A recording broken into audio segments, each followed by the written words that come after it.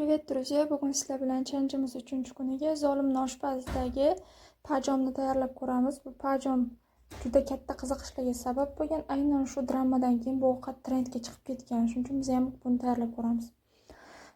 Oddiy xamirga, ya'ni xamir tayyorlab olamiz. Unga ozroq tuz qo'shib, aralashtirib bir xil massa qilib olamiz. Uncha suyuq ham bo'lmasligi kerak, quyuq ham bo'lmasligi kerak, o'rtacha bo'lishi kerak. Undan keyin bitta tuxumni chaqib olib, uni ham xuddi shunaqa tuz bilan aralashtirib, bitta massaga keltirib olamiz. Oqi borligi umuman bilinmay ketishi kerak. O'shandagina ideal ko'rinishga ega bo'ladi pajom. O'sha dramani ko'rgan bo'lsangiz, juda ham ko'p taomlar tayyorlab beradi. Aynan mana shu taom juda ham tez tayyor bo'ladi va juda ham foydali. Ko'k piyozlar hammasini tovaga qo'yib olganimizdan keyin ozginadan keyin ular o'zi kuyishni boshlaydi. Shuning uchun ham tezroq bo'lgan holda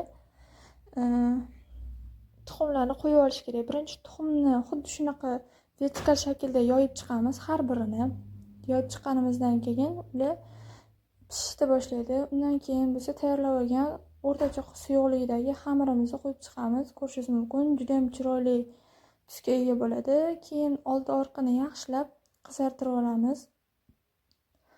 Xuddi shunaqa orqasiga faqat tuxum sarig'i qo'yilmaydi. Orqasiga faqatgina xamirda o'zini qo'yib, mana teskari qilib olganingizdan keyin faqatgina xamirda o'zini qo'yasiz, shtobi bu kuyib ketgan nurlari yopilishi uchun.